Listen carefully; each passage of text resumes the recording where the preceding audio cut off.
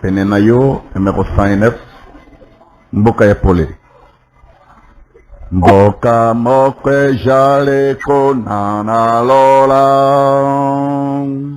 mboka oyo botonde ejale te soki tonde mitoko kende kuna mboka oyo mpate ajali pole mboka oyo mpate ajali pole mboka oyo butu ejali te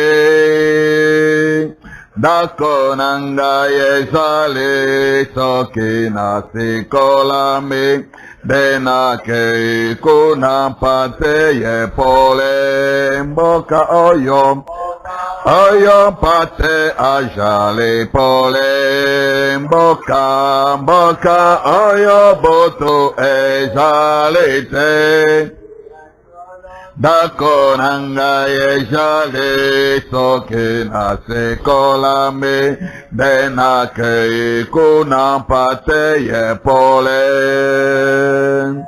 awa tongenge saminde toyebi ete moi engenge sisikawa eko bongwa mapatata na toke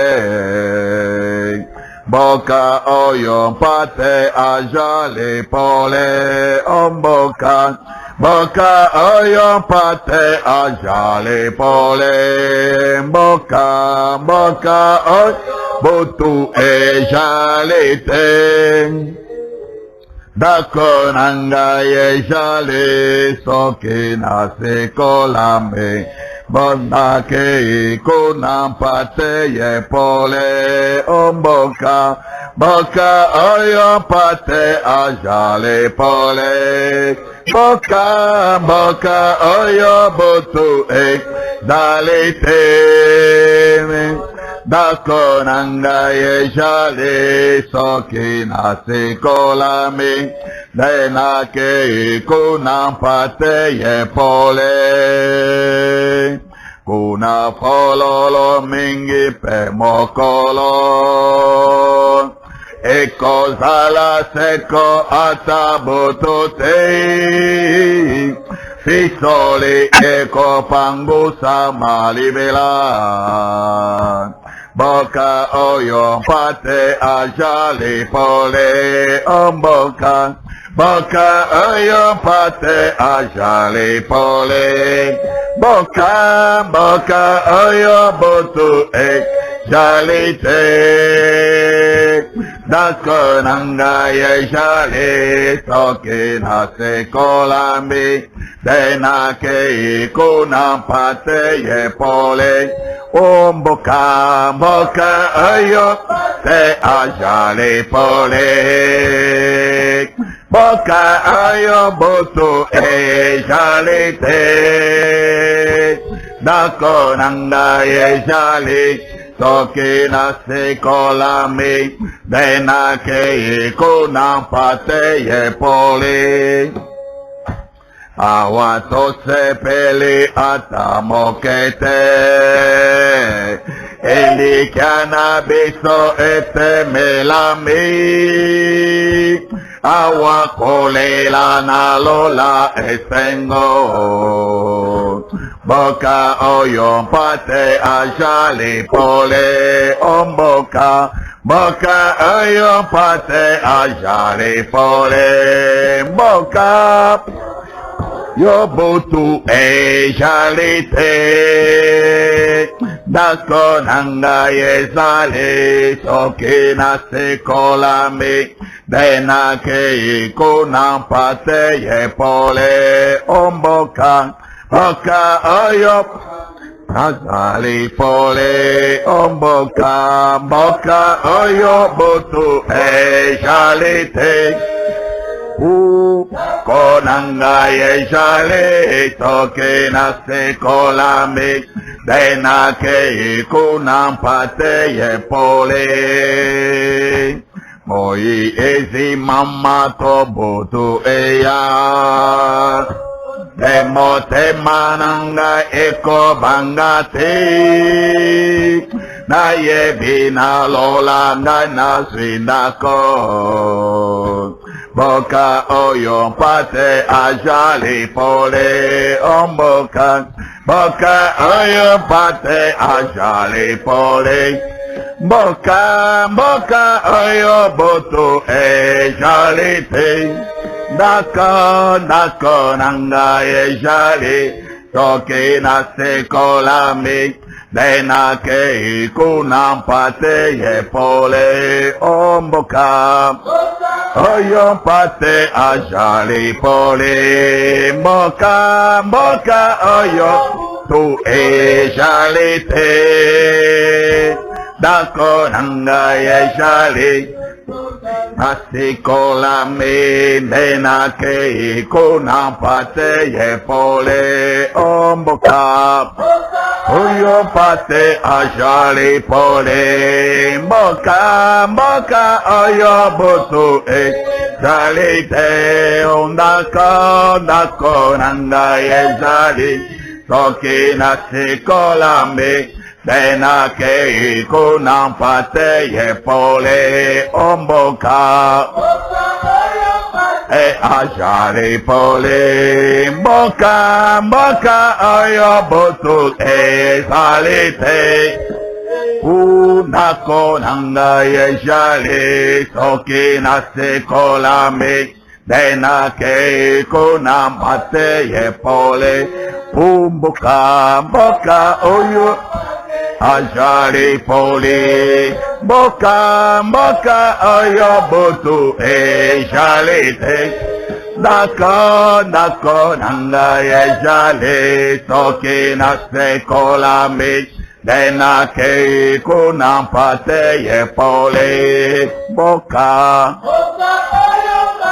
azali pole mboka oyo tu ezali te mwana mpate ndako nanga ezali soki nasekolami denake kuna mpate yepole mboka oyo te azali pole mboka oyo tu ezali te mwana mpate ndako nanga ezali soki nasekolami denake kuna mpate yepole mboka te azali pole mboka oyo botu ezali te mwana mpate konanga ezali soki nasekolami denake kuna mpate yepole mboka azali pole l'agneau lumière mboka oyo botu ezali te ndako nanga ezali soki nasekolami denake kuna mpate yepole. Une espérance bénie de racheter. Tozana mboka oyo koyamba biso. Oyo nkolo abongiseli biso bipai na kimia pe esengo seko na seko. Ndako ya bomengo ya seko na seko ekutami kuna. Bunda olonga. Po ete litomba esali. Nzambe alembaka te akosaka pete yende solo. Kombo na ye ekomisa matango nyonso na bomoi na biso pe bisika nyonso zokutami kombo na nkolo Yesu Kristo ekomisama.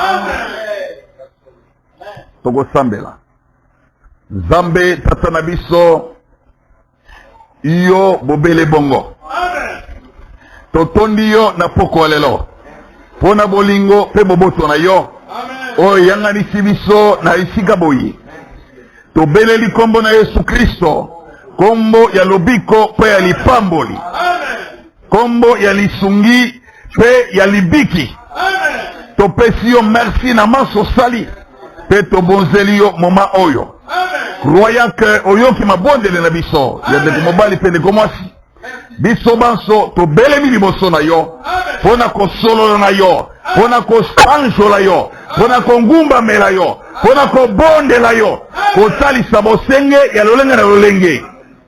Tolobi na ekeko te, tolobi na mobange te oyo asila ndelo, me tolobi na nzambe na bomoi, mosungi ya bato mpe mobikisi ya mitema mindimi. Yamba malongo na biso tata, mpe tanda loboko na yo sala ya minene. Nguya na yo esili mikolo te, ya yo nguya esalaka ntango nyonso. Soki besoin bosenga kondima etelemi, lisungi na yo ezangaka te. Na bongo kolo tata, yaka komine na mitema na biso, yaka olendisa mitema na biso, tososola mwango na yo, tosalela mwango na yo, tozala kati na mokano na yo. Te monguna akupa soni, mampinga na ye epalangana. Na bongo kolo lisungi na yo emona na bosolo. Na kombo na Yesu Kristo, zamela bazamele tobondeli. Amen. Tokotanga iloba na Nzambe kati na buku musantu Biblia.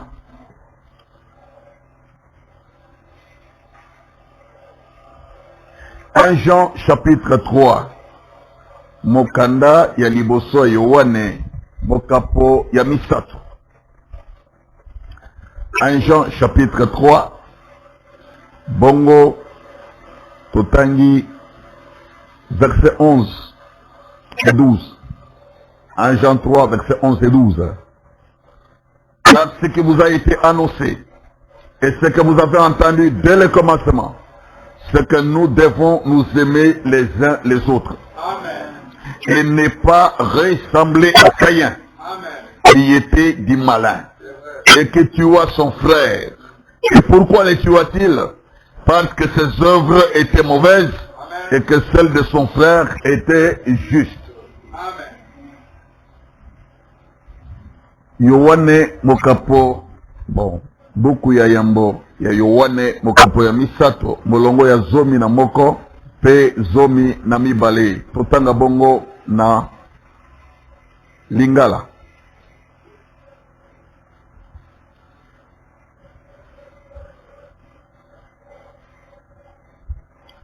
Yango wana sango yoki bino, longo na ibandeli ete tolingana. Pela moko kaina te, oyo autaki na oyo ya mabe, pe abomaki ndeko na ye. Abomi ye nanti na nini? Po ete misala na ye ijalaki mabe, nde yango na ndeko na ye ijalaki na boyenge bene. Totangi lisusu na Jean, cette fois-là Jean, l'évangile selon Jean, chapitre 8, verset 41 à 53. Yohane mokapo ya mwambe, mulongo ya tukuminei na moko, kino tukumitano na misato. Jean chapitre 8, verset 41 à 53.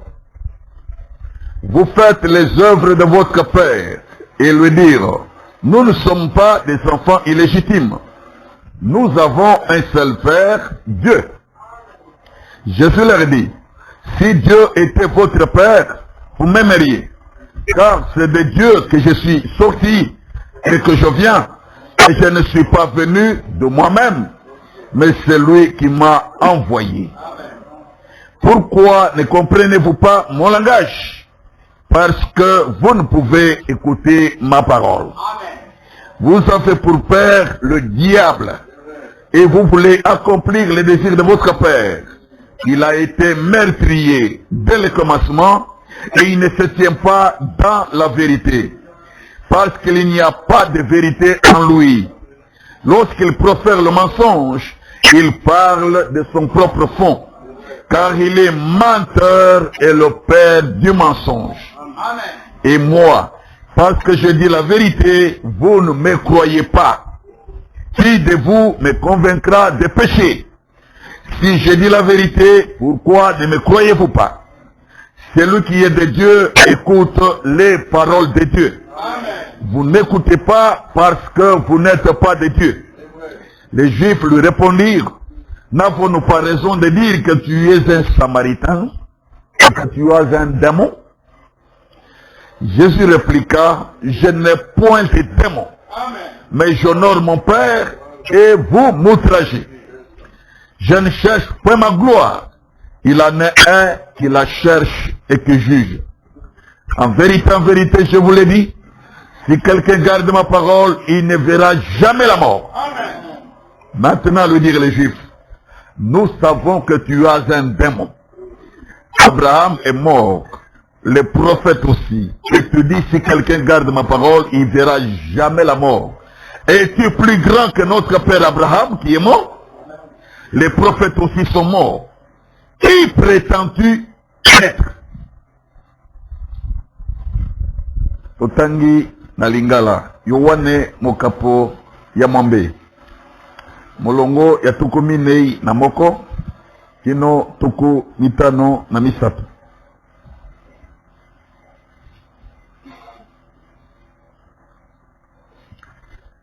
Bino bozali kosala misala na tata na bino.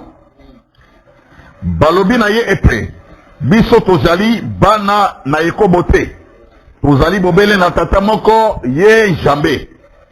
Yesu alobi na bango ete soko Zambe azalande tata na bino mbe boko lingaka ngai. Po ete ngai na bimi na Jambe pe nazali awa. Jambi na ye na ntina na ngai moko te kasi ye atindi ngai. Amen. Pona nini boko sosola lisolo na ngai te? Po ete boyebi koyoka iloba na ngai te. Bino bauti na tata na bino Satana. Pe mokano na bino ejali ete bosala posa na tata na bino. Ye mobomi na bato longo na ebandeli atelemi kati na solo te. Po ete solo ejali kati na ye te. Wana ekosolola kaye lokuta ajali kosolola makambo na ye moko po ete ajali mobuki na nkuta pe tata na yango. Nde bondimi ngai te po ete najali koloba makambo na solo. Nani kati na bino akokweyisa ngai na ntina na lisumu? Soko najali koloba likambo na solo, pona nini bokondimaka ngai te? Ye oyo auti na Nzambe akoyokaka maloba na Nzambe. Amen. Na ntina oyo bokoyokaka te po ete bouti na Nzambe te. Bayuda bazongiseli ye monoko ete tolobi nde malamu te ete yo Mosamalia e ojali na molimo mabe. Yesu azongiseli bango ete ngai nazali na molimo mabe te, kasi nazali kotosa tata na ngai nde bino bozali kochola ngai. Ngai nazali koluka lokumu na ngai pensa te, moko azali moluki pe mosambi. Nalobi na bino solo ete soko nani akotosa liloba na ngai libela akomona kufa te. Amen. Bayuda balobi na ye ete sasa yipi toyebi ete ojali na molimo mabe. Abalayama akufaki te basakoli lokola te yo olobi ete soko nani akotosa liloba na ngai libela akoyeba kufa te. Yonde oleki abalayama tata na biso oyo akufaki. Basakoli pe bakufaki. Ojali komi jalisa lokola nani? Totangi Petro ici Jean chapitre 16. Jean chapitre 16, le verset 13. Quand le consolateur sera venu, l'esprit de vérité, il vous conduira dans toute la vérité. Amen. Car il ne parlera pas de lui-même, mais il dira tout ce qu'il aura entendu. Amen. Et il vous annoncera les choses à venir. Yango Yohane mokapo ya mwambe tozui mulongo ya zomi na misato. Koro. Yohane mokapo ya zomi na motoba molongo ya zomi na misato. Bolimbi. Nde ekoya ye molimo na solo akokamba bino kati na solo nyonso. Amen. po ete akosolola mpo na ye moko te, kasi akosolola nyonso ekoyoka ye mpe akosakwela bino makambo makoya. Nzambe apambola botangi ya maloba na ye. Bongo toyi kofanda na kombo na Yesu Kristo. Totombeli bino boyei malamu na mesa ya nkolo awa kati na ndako ya Nzambe na mwa maloba ya malendisi oyo tokokabola esala biso bolamu na kati ya mitema. Epambola kondima na biso, elendisa pe etonga yango ekomela na ntina misala malamu o Nzambe akanela biso. Liloba na Nzambe ezwami na bomoi kati na yango, ekoyaka jamais na se, ekoyaka jamais lokuta. Liloba na Nzambe nde solo pe bo realite ya Nzambe. Soki Nzambe alobi likambo, yende pe andimisaka yango, yende pe akonfirmaka yango, yende akokisaka yango. Lolenge wana nde alimbolaka likanisi na ye na nzela bokokisi ya oyo asakoli. Boyende toyoka jilobi, n'est-ce pas? Comment Dieu interprète-t-il sa parole? C'est en la confirmant, en l'accomplissant. Donc maloba nkolo koloba yango nde malamu pona mitema na biso, yango nde bosolo libela na libela. Mais lokola tozo manyola mama na likambo oyo etaleli molimo mosanto ye nani sujet na biso kati na thème oyo ya munene, le baptême du Saint-Esprit. Baptême du Saint-Esprit.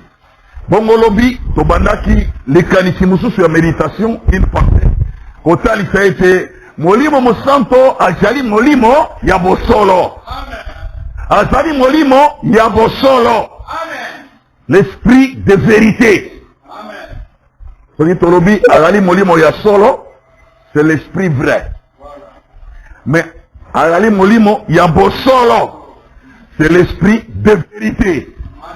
Azali molimo ya solo, c'est-à-dire azali penza molimo oyo penza aza molimo, esprit vrai. Mais likanisi ezali te ke molimo santo azali molimo ya solo, mais azali molimo ya bosolo. L'esprit de vérité ou l'esprit de la vérité. Fait au moni na kati ya liloba na Nzambe bokeseni 1 Jean chapitre 4 katotanga gilobi. Bokeseni entre molimo ya libunga na molimo ya bosolo. Et cela se traduit à travers deux grands groupes de gens. Ba oyo basalaka ya mokili, balobaka lolaka moko na mokili, pe mokili eyokaka bango. Mais biso tozalaka ya Nzambe, tolobaka maloba ya Nzambe, pe bayebi Nzambe bakoyokaka biso. Na nzela ya bongo bokeseni ekutani entre molimo ya bosolo na molimo ya libungi. Molimo oyo ememaka libunga. Bokeseni ezali entre les deux groupes. Mais toi, par la grâce de Dieu, ozan en groupe ya baye bakoyi koyoka maloba ya Nzambe. N'est-ce pas un privilège? Goyeli pambolite. Bien que mokili salemi bongo, bato mokili batoni meke, okaya okoyi kuna, bato bitonga, lolenge ebele, mais quelque part, yo j'ai grâce de la part de Dieu. Yako yo kaka maloba ya Nzambe. Awana Jean chapitre 8, solo azo solo la kanaba Yuda, atali ki bango, tata na bango nani. Bango wana komi kanisa, pe komi njimela, ete bazali bara ya tata semoko Nzambe. Ozo kande bamiko saki na bondimi wana. Bako samaki pe wana konkosa na moko pe mosusu. Okanisa ete bazaba na makango te, bana ekobo te. Balobi biso tozali bara ya tata semoko ye Nzambe. Yesu alobi na bango, soki Nzambe azalaka tata na bino, mbele bolingai bolinga ngai. Pongai na wuti nde na ye Nzambe pe na jali awa. na yei na ntina ya ngai moko te, me ye nzambe wana nde atindi ngai. Me boni nzambe atinda moto yo bienga momona nzambe osoko koyamba ye te, osoko koyoka ye te, osoko kondima ye te. Il y a quelque chose qui ne va pas. Boyende tokoyeba bokeseni entre molimo ya bosolo na molimo ya libunga. Atuni motuna pona nini bosokoka kososola elobeli na ngai te? Ayanoli po ete maloba na ngai ekoki kokota kati na bino te, maloba na ngai ekoki koyingela kati na bino te. C'est dire que makoki ya kososola maloba na nzambe, il faut bobele nzambe apesa yo yango. Soki ye nkolo na bomo nzambe ya bosolo, le Dieu de la main, le Dieu de la vérité. Soki ye apesi yo makoki wana te, matakita okosimba eloko te, okososola eloko te, ekoleka na mosika ya mutu na yo. Mais soki osana mwa makoki ya koyamba maloba na nzambe, koyoka batinda ya solo ya nzambe, c'est que makati capacité wana makoki wana epesameli yo na tata nzambe. C'est que Dieu t'aime, Dieu te considère. Quel privilège. Lokola ka lobaki ndenge zotanga mokolo ya yenga na kati ya Matthieu 19 verset 11. Tous ne comprennent pas cette parole, mais seulement ceux à qui cela a été donné.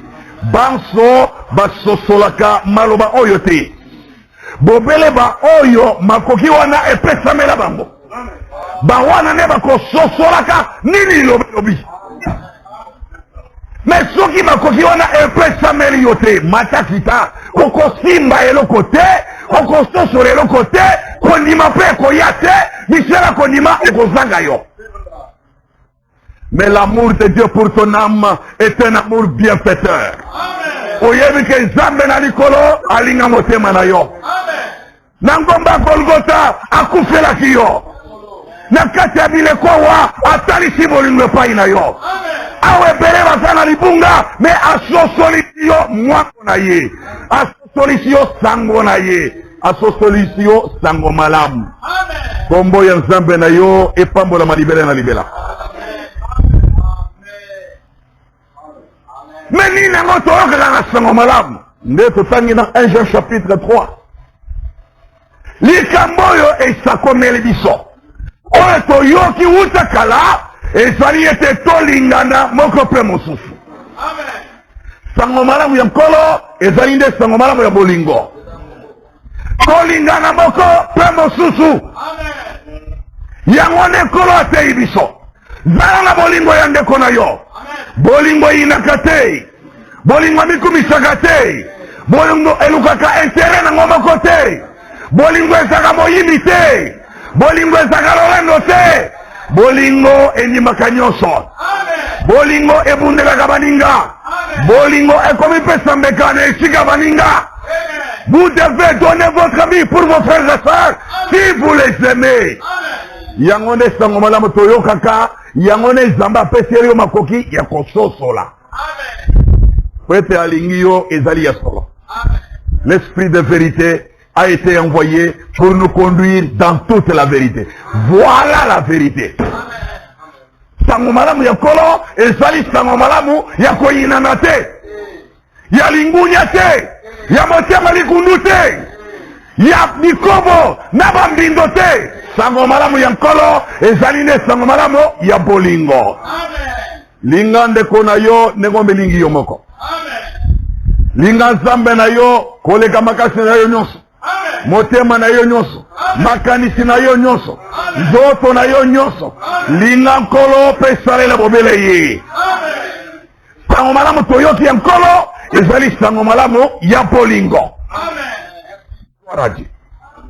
Na bongo balobi na biso tokokanakana Kaina te, tokokanakana Kaina te. Me Kaina yango nani? Azalaki ya oyo ya mabe. En d'autres termes en français, il était du malin, il appartenait au méchant, il était le fils du malin. ye Kaina nde esunga biso koyeba. Le malin qui est-il? Pourtant il y a Jean 8. Yende mobomi bato utana ibandi.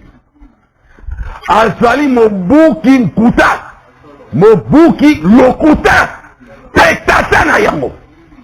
C'est ça le malin. Soki Kaina azalaki oyale. C'est que azalaki mobomi. C'est que ye Kaina azalaki pe mokosi. Pe azalaki mwana ya lokuta. Mais yo nangolu na Nzambe okozalaka mwana ya lokuta te. Obiangami kozala mwana ya bosolo. Fils de lumière, fils de la vérité, fils de la parole. Nangolu na Nzambe ekosali mabongo. Mobotisi na yo Kristo Nzambe na bamoy. Liloba na Nzambe oyo ekoyaka te. Nde tata mobotisi na yo. Bosolo ya Nzambe ekobotisa yo lokola mwana ya Nzambe. Tososoli bongo. Jacques chapitre 1. Tokanisa lisusu. Ezala maloba ya moto te, mais ya Nzambe nde eyingela mitema na biso. Jacques 1 verset 18. Il nous a engendrés selon sa volonté par la parole de vérité. Afin que nous soyons en quelque sorte les prémices de ses créatures. Abotisi biso kolandisaka mokano ya yemei na nzela ya liloba ya bosolo na ntina ete tokutama lokola bikelamu ya yambo ya bokeli na ye. Ça c'est ce que Dieu a fait. Parce qu'il t'aime, parce qu'il a un plan, il a un programme, il a une volonté et il est très fidèle à cela. Yangonde akoboti sakayo mwana ya bosolo. Soki obotami penza mwana ya bosolo ekokuta makati na yote makambo ya nkuta, makambo ya liwa, makambo ya koyinana, makambo ya motema lingundu, motema lingunya. Oya mabe satana ekokuta makati na yote. Esengeli elongolama, ekombolama, okabwana na yango libela na libela. Par la grâce de Dieu, Dieu qui est fidèle à son évangile fera ça dans ta vie. Mokolo akoboti sakayo na bosolo na ye okokela makambo yo komonete sango malamu ko sagate Bible ko sagate ezolo baba réalité vérifiable expérimentable. Oh monoko na yo ko tatola. Amen. Solo okotatola. Et ko sale ma pesa bongo o tatoli. Et si omoni esprit de vérité et tambola kazela moko ezo tambwisa parole de vérité. Liloba ya bosolo. Yango molimo ya bosolo e kaboraka. E koti saratel mitema bandimi liloba ya bosolo. Pe liloba ya bosolo tango yoki yango okobotama mwana ya bosolo. Lokuta esiri na vina yo. Kondima lokuta abupia esiri na vina yo. Gloire à Dieu. Yango esprit de vérité motele melani ya nature ya lokuta oyo tobotama kati na yango ndenge tokazi lobi neta pe esprit de vérité motele melani ya tata na lokuta le diable oyo pasali meurtrier mobomi uta e bandi. Quelle situation! Je vais lire un peu dans les sermons la parole parlée et la semence originelle. Liloba oyo esakolami yangonde momboto ya ebandeli. O été yamaki le 18 mars 1962 le matin, première partie. Tolanda, paragraphe 122. Alors, si un homme n'est né de nouveau, il ne peut voir le royaume de Dieu. Si un homme n'est né de nouveau, maintenant,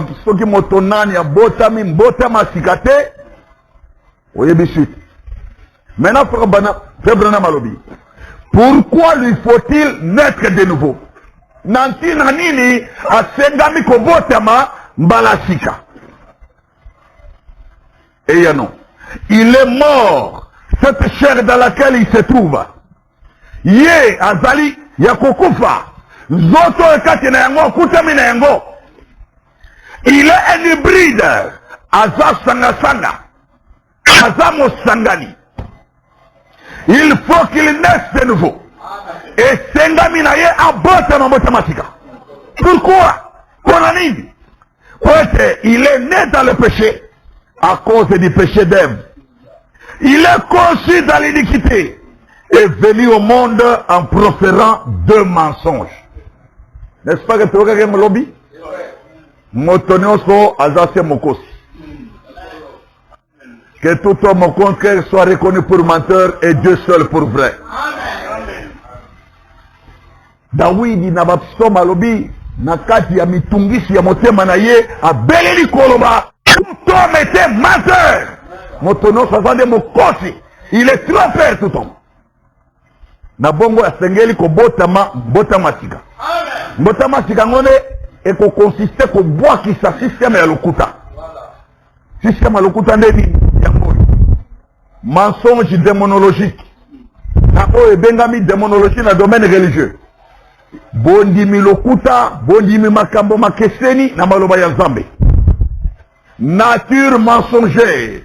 Oyo esali comportement caractère na biso ya kokosa ndenge topemaka. Et puis tata ya lokuta diable na ba doctrine na ye na ba makambo nini nyonso salaka esengeli tokabwana na système nyonso ya lokuta. Nous devons y renoncer et rejeter cela. Na bongo système ya bosolo oyo ezali système ya molimo ya bosolo oyo ezali système ya tata na lola Nzambe ya solo ebotisa biso bana ya Nzambe. Okay. Pourquoi? Il est né dans le péché à cause du péché d'Ève. Ensuite dans l'iniquité est venu au monde en proférant 2 mensonges. Na bongo abotami na kati ya lisumu. Zemi na ye kangamaki na kati ya lisumu na nko. Bongo abotami akoti na mokili wa mosakoli lokuta. Il est un menteur dès le départ. Yangonde faut abotami mathématique. Peu importe combien il peut être intelligent, instruit et tout ce qu'il peut bien être, il est un menteur. Atanga. Ezala tangati. Oh azama yele. Oh akazoba. Ezala moto mayele. Oyo yebi moto mayele. Ezala moto soba. Oh tanga bolema. Bango nyonso bato lokuta. Amen. Imayele ya moto yangote commission moto ya solo. Moto nyonso sengami ko botama sika. Amen. Soki esalemite achache moto lokuta. Amen. Azala célibataire, azala marié. Azala ancien marié, tout nouveau marié. Oh, nous sommes botama sikate, moto lokuta. Azala mobali, azala mwasi, moto lokuta. Tolobi amen. Amen. Yo botama sika. Botama sika. Amen. Nzamba sengi yo bongo et sengemeli yo bongo. Amen. Koki mate, pas d'échappatoire. Tu ne dois pas contourner ça, tu dois passer par là. Alors, peu importe combien il peut être intelligent, instruit et tout ce qu'il peut bien être, il est un menteur. Amen. Voilà, motonoso, mwana mobali noso, mwana mwasi noso, mama noso.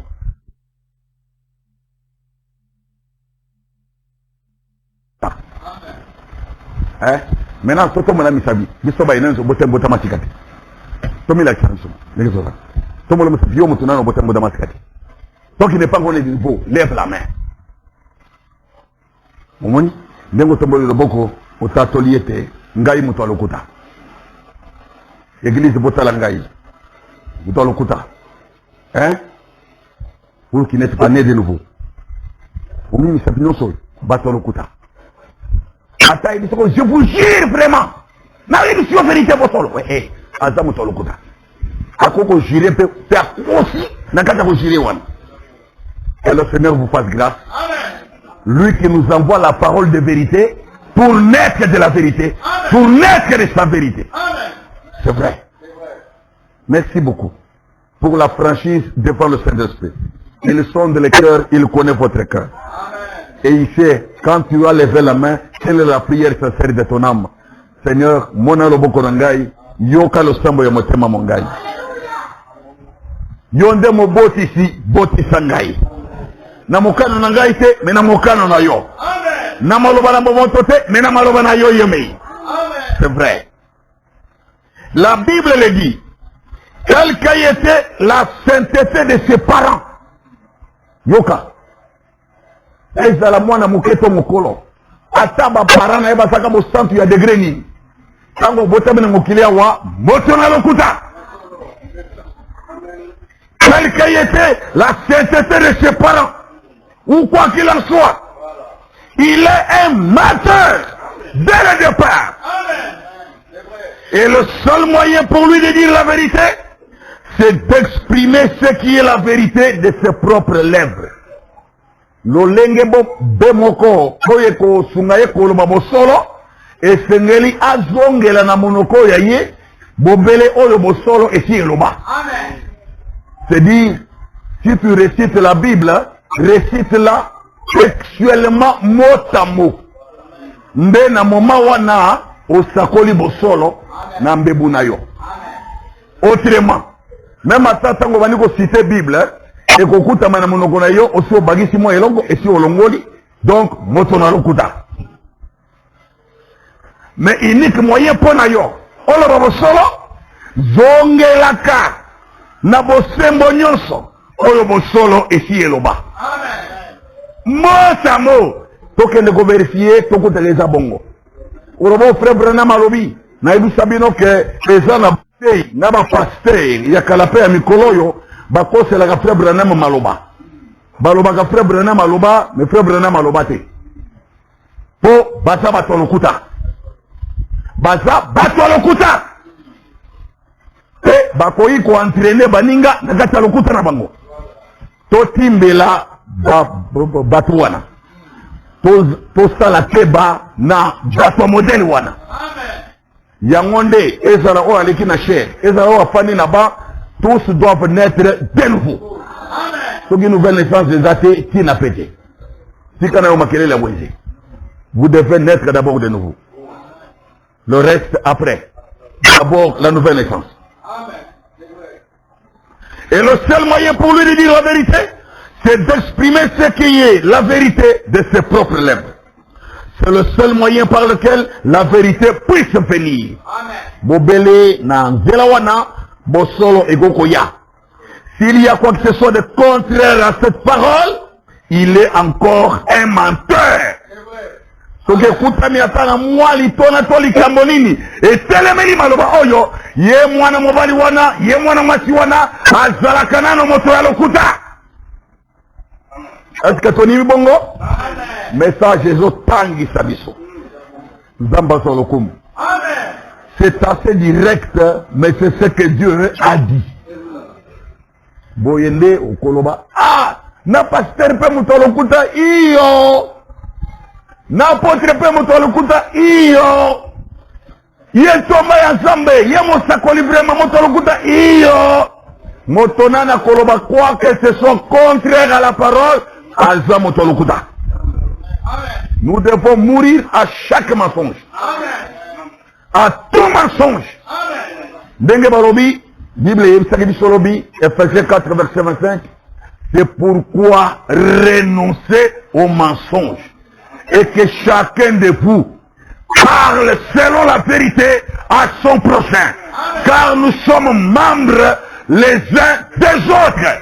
Tozan zoto moko. Zoto ya Kristo lokutate, zoto ya Kristo bosolonde. Amen. Toni mibongo? Amen. Nzamba sa apambola yo. Amen. S'il y a quoi que ce soit de contraire à cette parole, il est encore un menteur. C'est assez direct, mais c'est ce que Dieu a dit. Amen. Oui, que toute parole d'homme soit reconnue pour mensonge et que la mienne soit reconnue pour vrai. Amen. Voyez, s'il y a quoi que ce soit de contraire qui sort de ses lèvres, de renier sa parole ou de l'appliquer à une autre race ou à une autre génération ou quoi que ce soit, il est un menteur. Amen. Hein? tozova ndakisa wana Proverbe chapitre 30 Bible lobini na kolandisaka maloba o frère Branham oloba wa to tanga nano Proverbe chapitre 30 le verset 5 et 6. Toute parole de Dieu est éprouvée. Il est un bouclier pour ceux qui cherchent en lui un refuge. Liloba yoko na yoko oyo nkolo Yesu Kristo asakola nzambe na biso aloba esi emekama. Tina kobongola komodifier ezate. N'ajoute rien à ces paroles de peur qu'ils ne te reprennent et que tu nous sois trouvé quoi? Yangwana. Atako omega gozongela maloba nzambe. Atako omone lokola motei. Komoleni si abandeko. Lokola matata pasteur. Oh tata évangéliste. Oh tata apôtre Thomas. Hein? Kobakise lokote na oyo nzambe aloba. Po soki maloba na ya bosolo yeko sembola yo. Yo nde kobima moto na nkuta. C'est direct, mais c'est ce que Dieu a déjà dit. Na Bible komama Branham azongela to changer sango malamu te ekotika la sebongo. Amen. Ndenge nzamba lobi ndenge ekotika la sebongo. Koyo ko senga ngate na modifier na ko changer lokote. Kaka ndenge zali wana ekotika la sebongo. Amen. Yo tika lokuta. Amen. Bwaki sa lokuta. Amen. Kabana na lokuta. Lokuta ezaya bana sambete. Ezali système satanique, démoniaque du péché, de la mauvaise nature. Le vieil homme. Yoka. C'est tout à fait vrai. Il faut qu'il naisse de nouveau. Et alors il voit chaque parole. La seule manière pour lui de naître de nouveau, c'est d'avoir cette vie de Dieu en lui. Pour produire cette vie-là. Koyope obotama, mbotama sigango. Et sengeli, écoute ma katina yo, bomoya nzambe.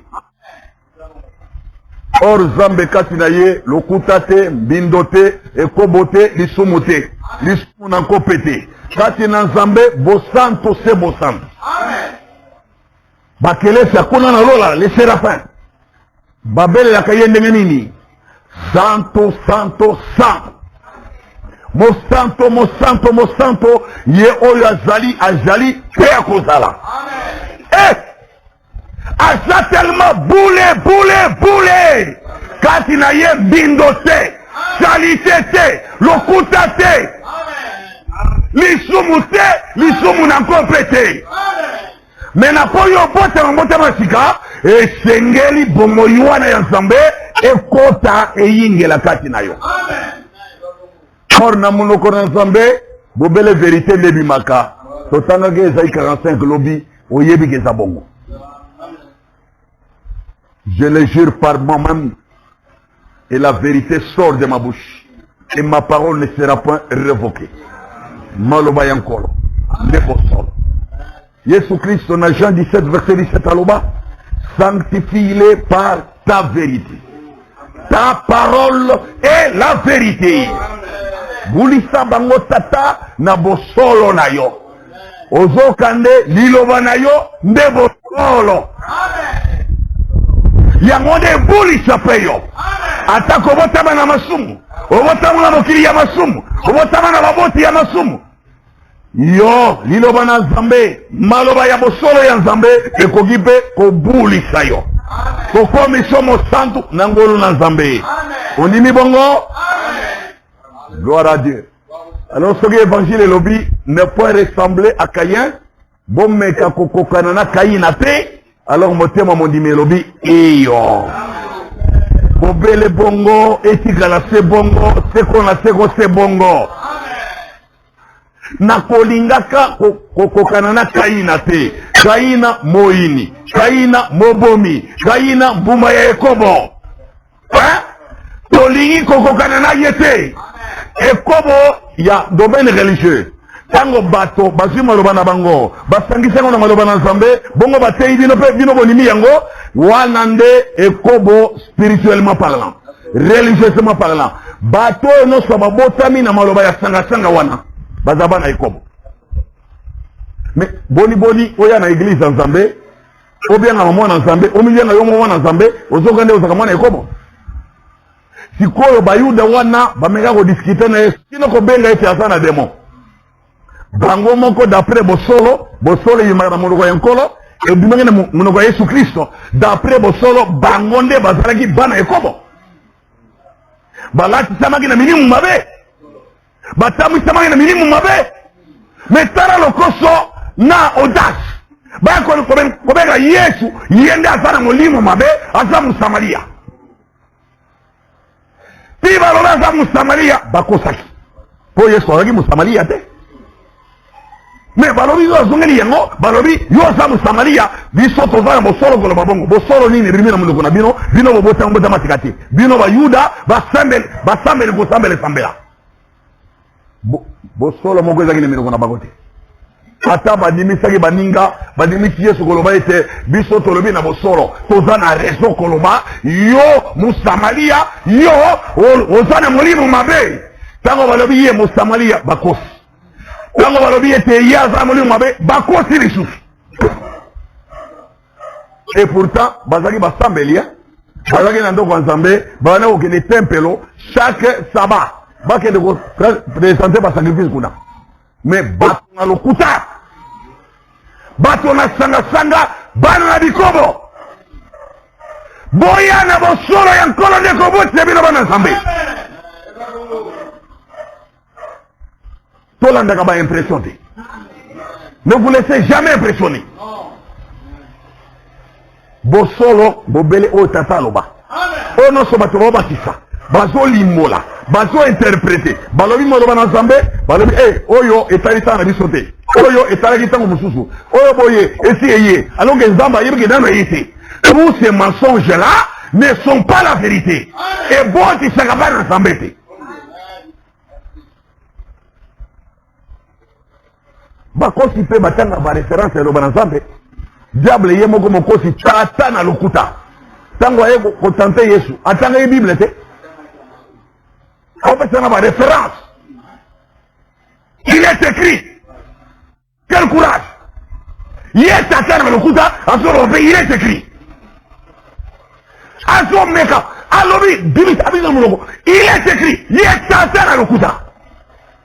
Voilà. Mais tant que vous avez kolimbolango, denga zo talisela yango, c'est de façon déformée. Et tengama. Mais moi ensemble, moi en pongo, comme on a bisika le côté zali. Amen. Yangonde na zongelaka tenons-nous-en à la parole. Amen. À la pure parole. Amen. Pure parole. Plusieurs ont les brochures du prophète Branham. Plusieurs ont la Sainte Bible, mais ils ne cessent de prêcher et de croire des mensonges. Pourquoi? Oba zangi molimo ya bosolo. Est-ce que facile à saisir, non?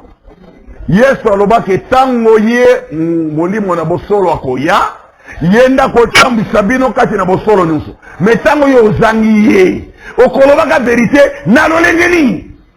Eko bana ko tu boni oloba ka vérité oyingira kati na vérité. Ata na lokuta Satan otoloba na pokwa. Yesu alobi ete tango akosaka nde abimisaka bozindo na ye pesa. Akoki koyinga la kati na bosolo te ye Satan. Mais propre na matali c'était le diable peut imiter tout ce que Dieu possède. Il ira jusqu'à imiter la prédication de la parole de vérité. Et à côté kangokino à 99,9%. Mais moi Simon le kutana eka muke akokota na kati yamone bebi sakanyo. Attendez, il est écrit, au moins il est écrit. Il est écrit, il est écrit, il est écrit, il est écrit. Imitateur. Asana ye bluffeur, farceur. Mais le kuta na ebisika koti yango okomona te. Yango ne tozana aja bampango. Kona kufwine. Oyezo lobama, oyezo limama, oyezo teyama. Kufwine. Amen. Soki mwa le kuta si mwa le kuta zanaka sembola baramako. Amen. Kobanga kati. Kobangaka te. Béni soit le nom du Seigneur. C'est comme Ndeko Moko. Alobino amona ki vision, amoni Ndeko Moko kati na vision. ayebisiye que amodi na kati elanga moko zotra musala et puis ayebisiye elanga ezande musala ya Nzambe. Elanga c'est le service divin. On le vite. Est-ce que parole le bon? Dans la passage biblique. Ah ouais. Le chant c'est le peuple de Dieu. Au moni hein. C'est impressionnant. Au Koga, elanga za musala amen. On le dit amen. On met les gens kuta Satan. Parole et lobby te que elanga et ça musala Nzambe. Elanga le chant c'est le peuple de Dieu.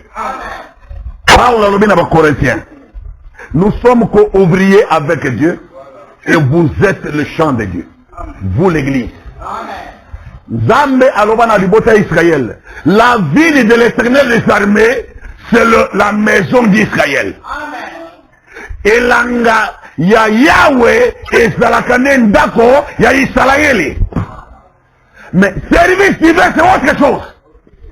Donc il suffit d'un peu de le faire comme ça. Yo négligé le sa gravité, ils ont sonné bien, n'a manière les paroles les agabongo, au son melimbondo. Diable la ligne on a place un démon entre, il trouvera la force à partir de ça. To singe la parole moko na moko. Ata motomone ni spirituel. Azo biso maluba sukari ya malamu.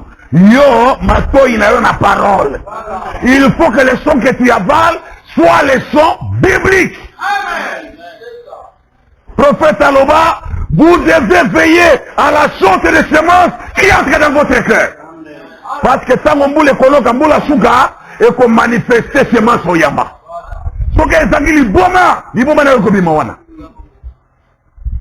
C'est pour ça que tu beta kasete bandeko. Lolendo te, tu beta kasete yo frère, yo sœur, kozanga boye bia bosolote. Luko yeba ka vérité, examiner toutes choses, yo kamate ya zongera koyoka. Amen. Et ce que l'on va moko tengami, mettons-nous ensemble, to sembola yango. Amen. Parce que nous sommes dans une bataille.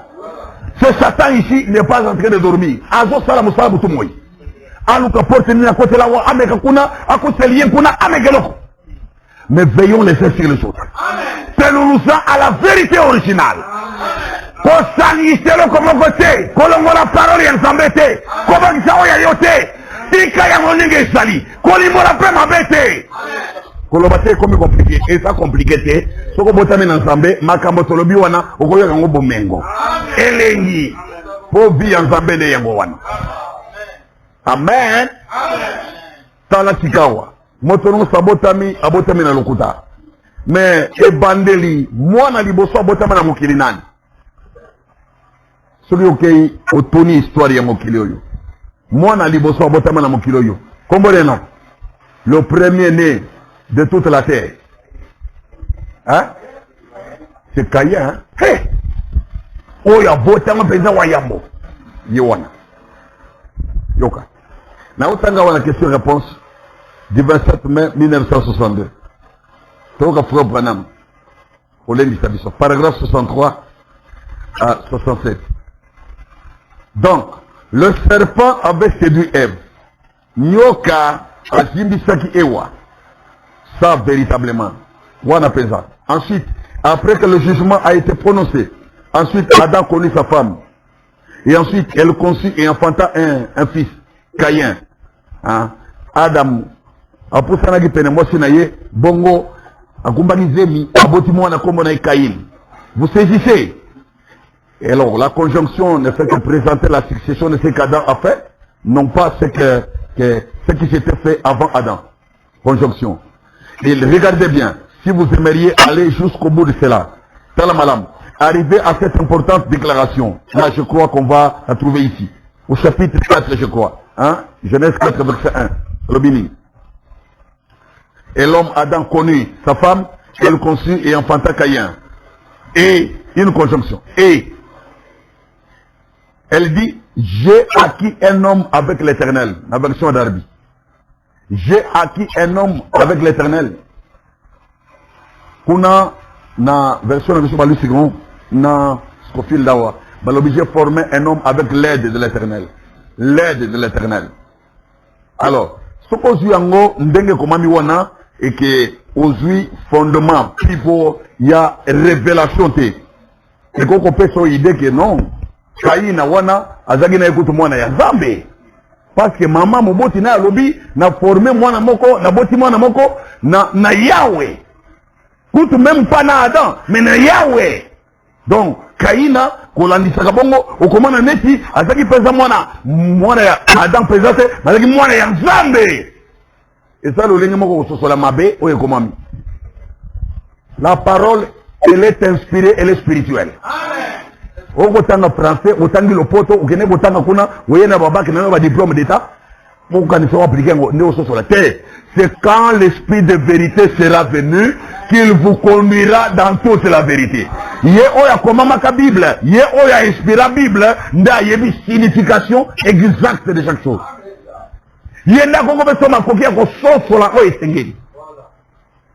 Alors, reprenez Malobi. Et d'après cela, ce n'était pas le fils d'Adam. En fait, c'était le fils de Dieu. Et comment on a dit bongo? Parce que maman et Walobi était na formé mwana moko na lisungi na Yahweh. Est-ce que Caïn a zagi mwana ya Nzambe?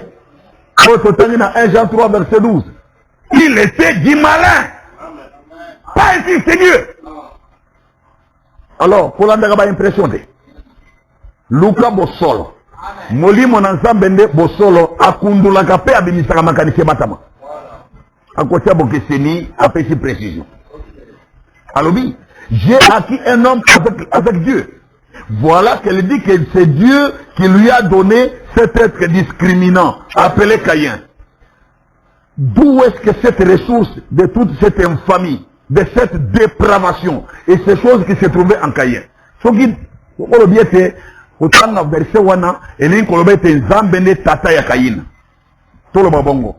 Maintenant, nature wana, il y a dépravation, discrimination, joie, bobomi, nalokuta. Lokuta ine na Nzambe. Voilà. Il y a quelque chose qui va clocher. D'où il faut chercher la vraie vérité et la bonne compréhension. Alors, voyez, elle avait été séduite par le serpent, Ève. Elle était déjà enceinte. Ensuite, Adam l'a connue, bien sûr que oui, et il est allé vivre maritalement avec elle, mais elle était déjà enceinte de cet enfant.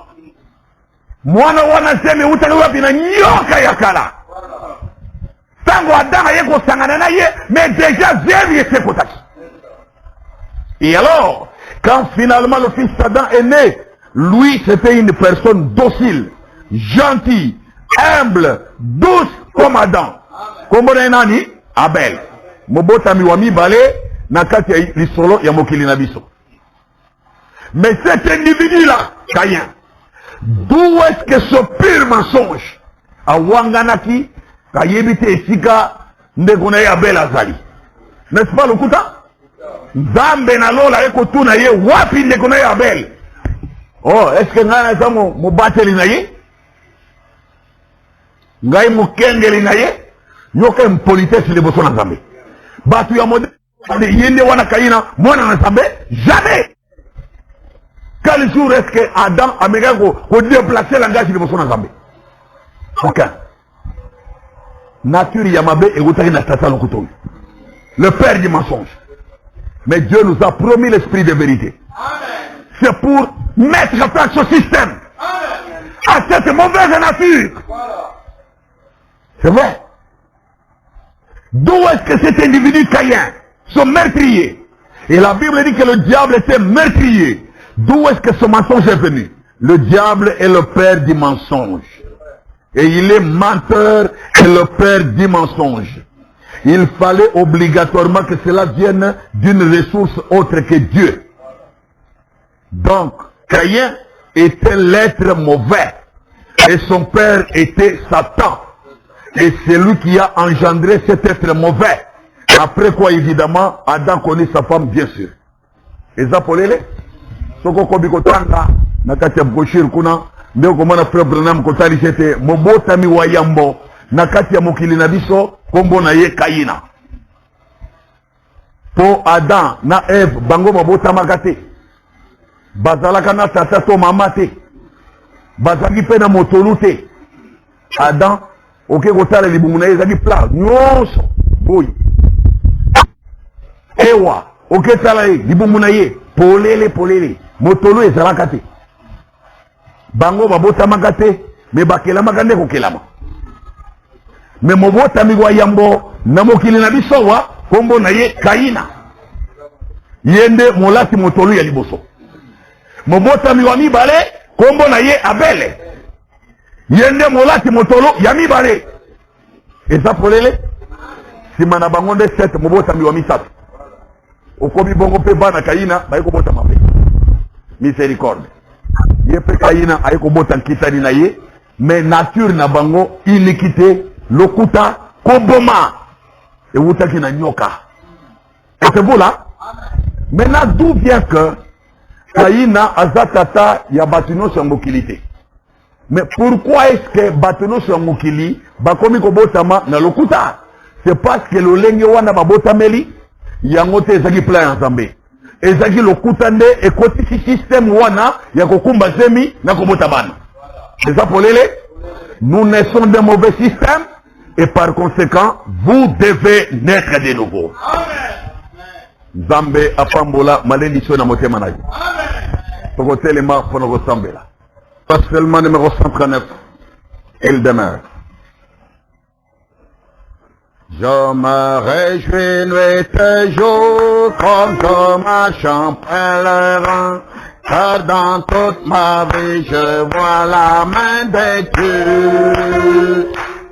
Et la raison de ma joie, le secret de tout cela, le consolateur est avec moi. Oh oui.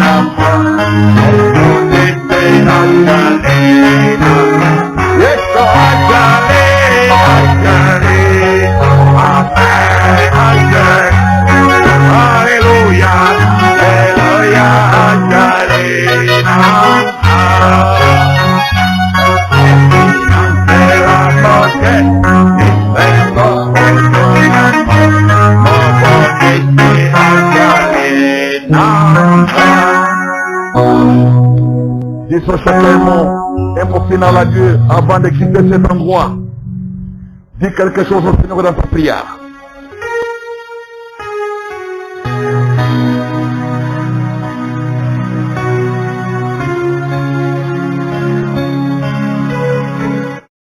De la croix, garde-moi à une précieuse fontaine, flot gratuit et guérissant, pour l'immense calvaire, ou à la croix,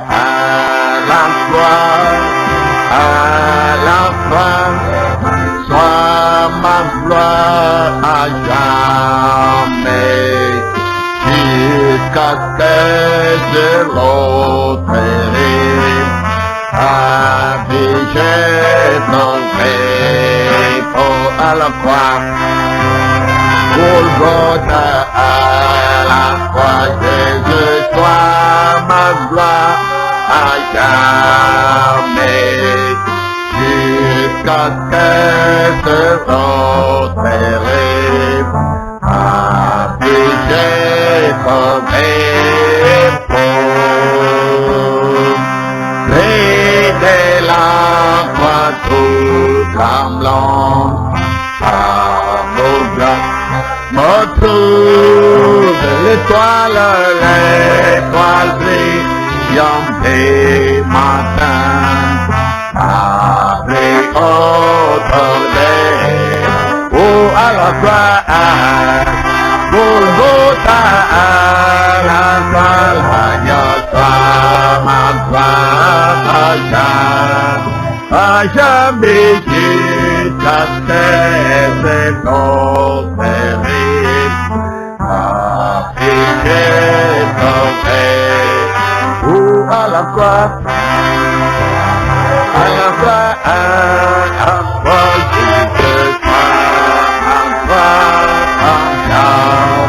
à jamais jusqu'à ce notre rêve, afficher ton rêve. Dieu bien-aimé, notre Père Céleste, topesio matondi lokomo kembo seko na seko. Amen. Pona liloba na yo ya bosolo. Amen. Tondimi yango nde botsaka bana na Nzambe na bosolo. Kolo bolingo na yo eleki mayele na biso. Amen. Bolingo na yo eleki bozwi ya bana na bato. Amen. Linga olinga biso otalisa na ngoma Golgotha osobo makila na yo. Amen. Na ntina ete biso tobika. Amen. Topesi yo merci na oyo nsala. Po yango nde fongola nzela ya mbota masika. Po ete moto nani abotami kati na lisumu, kati na masumu na nkor, pe na mokili bosakoli lokuta, bongo azonga mere epai na yo. Le souverain berger abotama mbala sika. Bongo ya yo Nzambe eyingela kati na biso. Bosolo na yo ekutama na mitema pe na minoko na biso. Kolo sala yo musala. Tomitiki be epai na yo. Tondimeli sekombo na yo. Tomizeli epai na yo. Pwete obotisa moko na moko. Kolandisaka mokano na yo.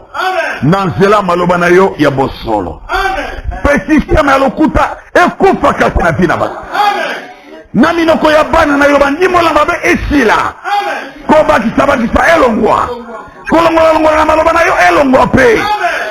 Soki tozana eloko koloba toloba obele oyo liloba na yo esi eloba. Soki tozana eloko koyoka toyoka obele oyo parole originale eloba. Soki tozana eloko kondima tokolobela amen ezala nde maloba oyo ya yo Nzambe. sunga moko na moko sunga lingoma na yo.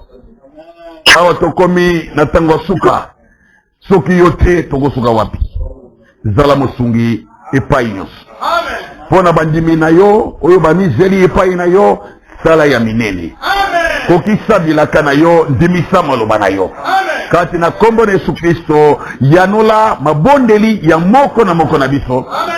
Pe epesa biso esengo pe mpiko ya kosalela yo. Amen. Tondimi pe tobondeli na kombo na Yesu Kristo Nzambe na banzambe. Amen. Amen.